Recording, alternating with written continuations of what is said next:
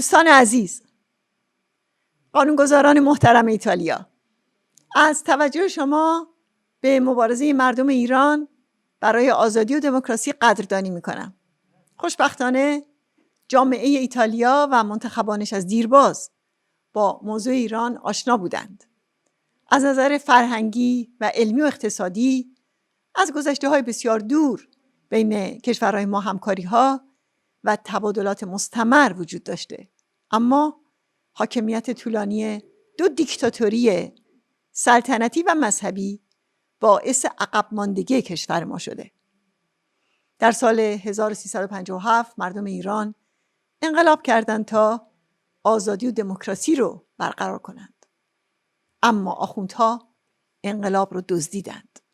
اونها انرژی عظیم آزاد شده از انقلاب رو در جنگ افروزی و تروریسم و ویرانگری به کار گرفتند. در واقع تاریخچه این رژیم تاریخچه توسعه تروریسم دولتی و به آشوب کشیدن کشورهای منطقه و اشغال برخی از اوناست. سرکوب مردم ایران با بیلان اعدام 120,000 نفر از مخالفان این رژیم و به ویژه تحمیل انواع محرومیت‌ها و تبعیض‌ها به زنان ابعاد فاجعه باری داره. از 5 ماه پیش رژیم در یک طرح برنامه‌ریزی شده سراسری مدارس دخترانه رو هدف حملات شیمیایی قرار داده.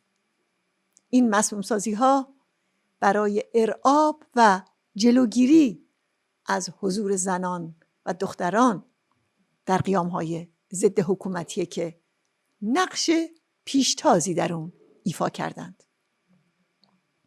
حملات هولناک رژیم تا به حال حداقل 505 مدرسه، یعنی بیش از 500 مدرسه در 109 شهر رو هدف قرار داده و در میان سکوت تأسف‌بار بین المللی روزانه داره قربانی میگیره.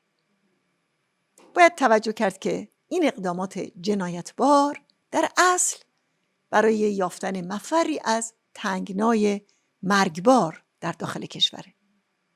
سلسله قیام‌های سالهای اخیر در شهریور 1401 به قیام گسترده و پرتوانی ارتقا پیدا کرد که نقطه عطفی در سرنوشت حکومت ولایت فقیه و تزلزل و شکنندگی این رژیم رو که ما از سالها پیش بر اون تأکید می‌کردیم در مقابل چشم جهانیان قرار داده.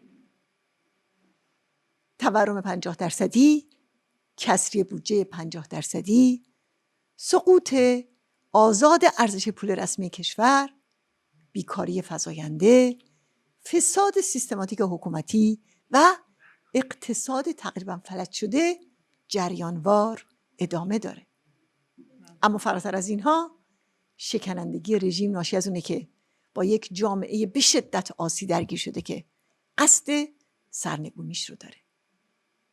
برای درک اون چه در جریانه به کثرت دستگیری‌ها توجه کنیم. رئیس قضایی این رژیم آخوند جنایتکار اژه‌ای در فروردین همین امسال اعلام کرد بیش از 22,000 نفر از دستگیر شده‌هایی که در این قیام در واقع دستگیر شده بودند آزاد شدند. قدر مسلم اینه که رژیم برای بستن راه قیام 10,000 نفر رو دستگیر کرده، اما این سرکوب گسترده قادر نشد جنبش اعتراضی رو خاموش کنه و این جنبش همچنان کابوس این رژیمه. 2 هفته پیش فرمانده یگانهای ضد شورش فاش کرد که رژیم در حال افزایش نیروهای خودش برای مهار قیام در 400 شهر.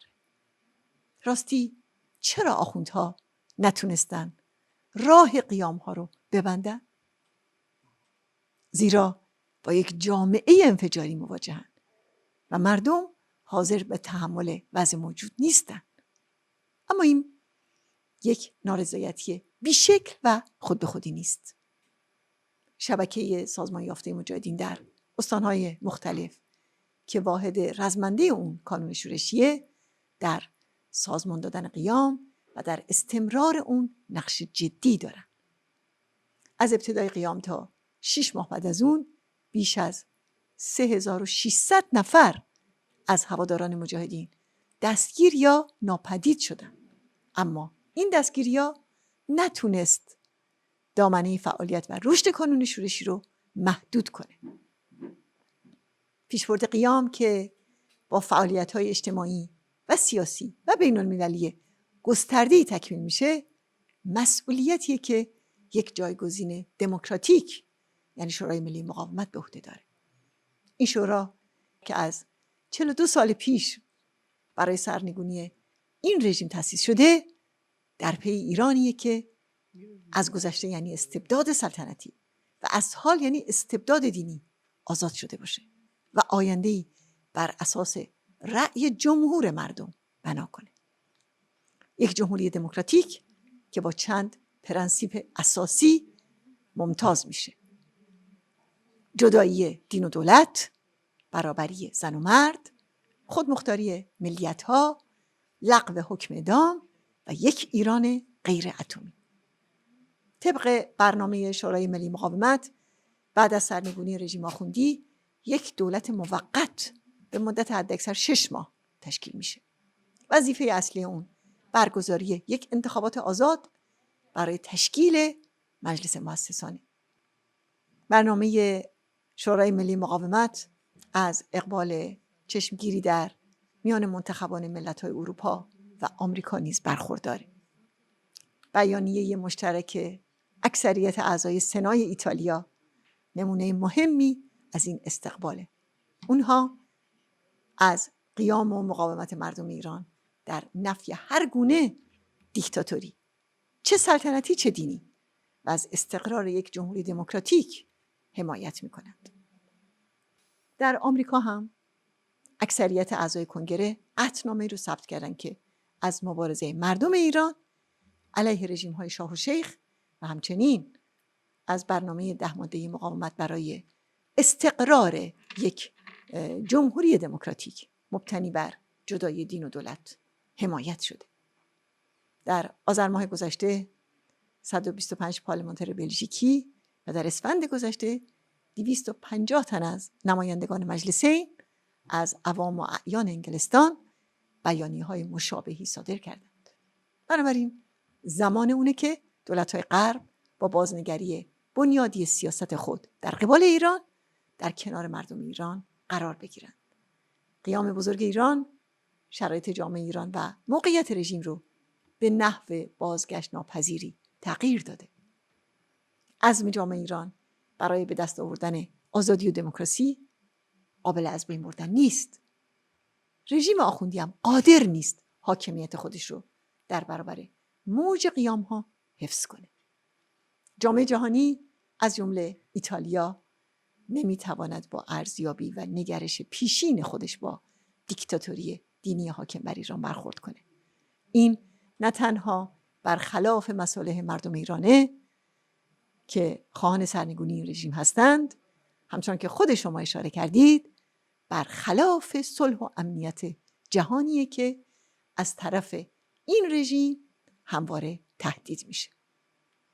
در قیام سال 1388 ایتالیا درهای سفارتخونه خودش رو در تهران به روی قیام کننده ها باز گذاشت تا از تعقیب پاسدارا به اونجا پناه ببرند.